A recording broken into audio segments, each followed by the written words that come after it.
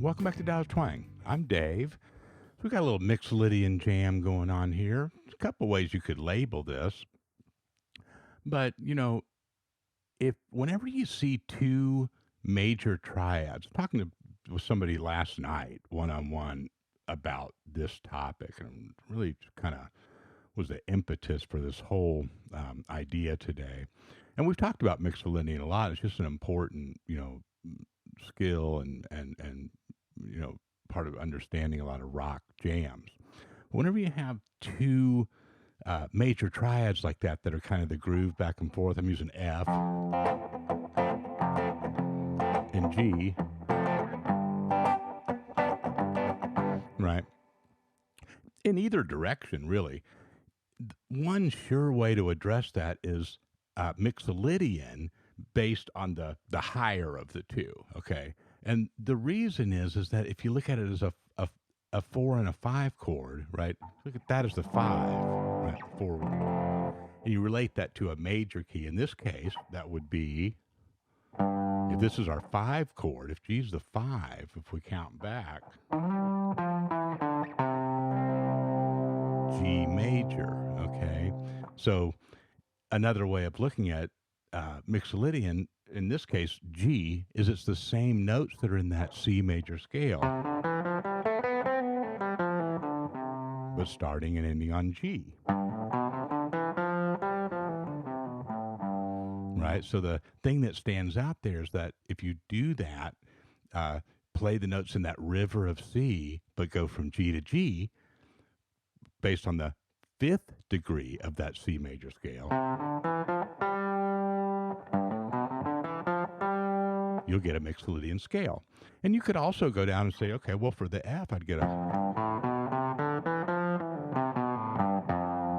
See how those have a different flavor?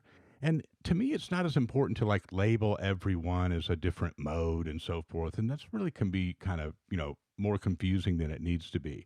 We're in the river of C, just starting and stopping on different notes in that river, but playing the same sequences at first.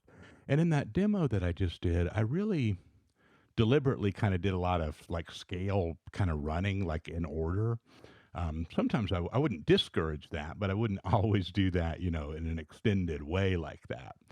But I did it to demonstrate how you can really get in and kind of work out and achieve a couple of things in the process. The first of which is just, fretboard mapping and knowledge and knowing your fretboard, right? So let's say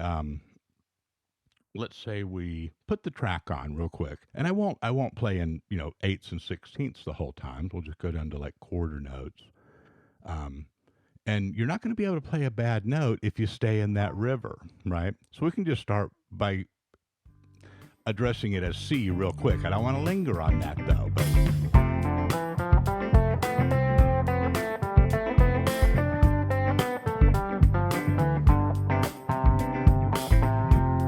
now, you'll see, like, when it goes to the F, that C sounds a lot better, right? It fits in better because C is one of the main triad tones in that F. It's the 5th. I'm going to stop on that one. It's a triad tone in the G. It's the 3rd of the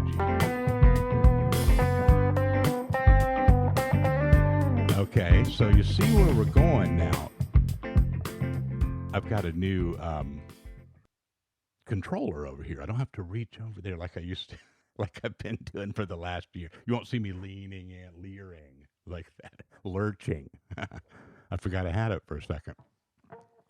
So you see where we're going. There's a couple of ways I can get you lined up on this where you're naturally going to just have more of a feeling of shifting between the two chords within the same river of notes. Same 7 notes, but just, starting and stopping at different points, and it kind of setting you up to accent those chord tones, those triad tones, in sort of a more natural way, a way in which you're more likely to hit them. Okay, so the first way we can do that is something very simple. I'll put this. I've got my own version of it over here on my iPad. This first diagram the those notes, regardless of the color of them, are just lifted. They're just sections of the river of C. Okay, and you can do the work on that. Don't take my word for it. Get in there and just mess around with that C major scale over this progression, even just sort of wandering around with it. And that will be one of the. Okay. Now, if you go from the red one to the red one, you're playing F to F in that river.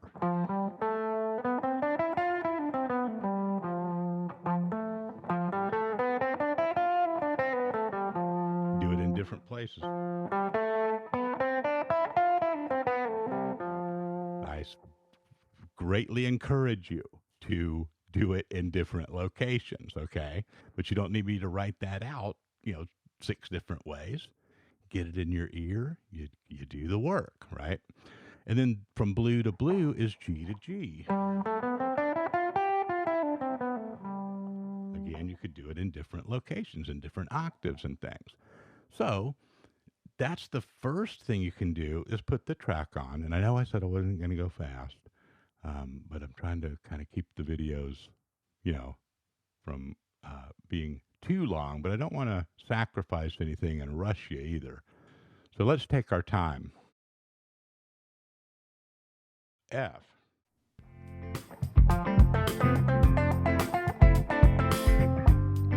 G.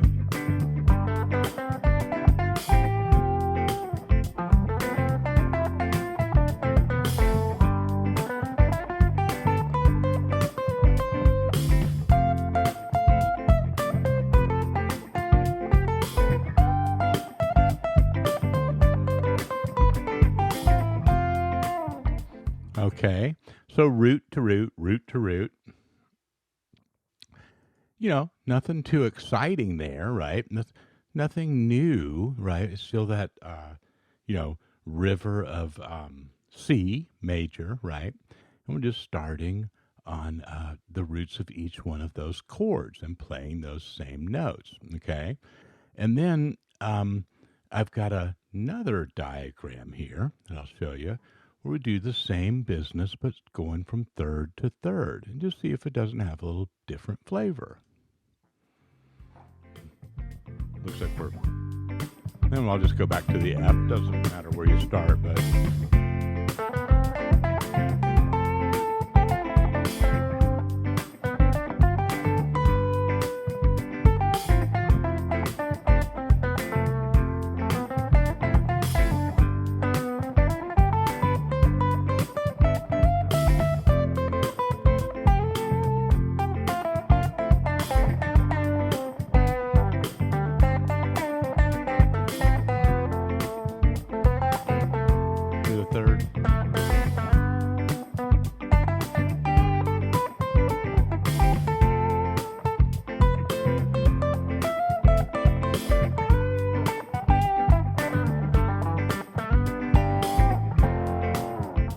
Okay, so see, now that's starting to take off a little bit, right?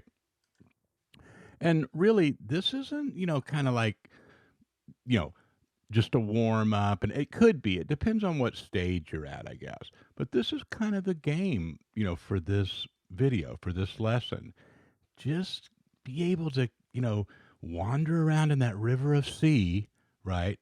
But then give it more meaning, and by designating these starting and stopping points, right?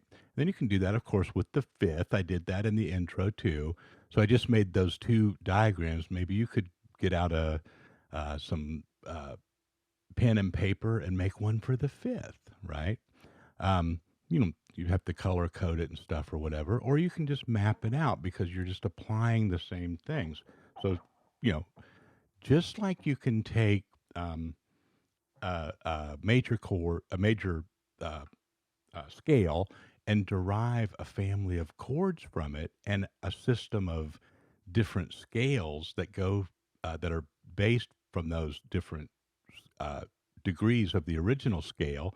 You can do that for other scales beyond just the major scale, right? Well, that was a mouthful. In other words, you could take Mixolydian and go root to root, third to third, fifth to fifth, right? You kind of, you know, making just a more of a fractal out of that original key study, right? And again, part of it is just sort of like rearranging the same parts, but right, and that's kind of how a lot of things work. Um, and it'll just really teach you more of your own system of using the neck. It doesn't matter to me what fingers you use and stuff when you're doing this sort of thing. Just get in there and investigate it, right? Try not to start over a lot too. Like if you're playing one version of a sequence and you've hit a wrong note, don't necessarily just go back to the beginning of it and just keep trying to memorize just that pattern. Just kind of keep moving forward and make the adjustments as you go with your ear. It'll really pay off. And then just to have some fun, throw a little a major, pentatonic in there with it or something, or some of your kind of rock blues licks. And I did that a little bit in the intro, right? And I'll just close it off with this. Um, just kind of let myself go a little bit, and then I'll get you to the practice loop. Let me know how this one goes. Talk to you soon.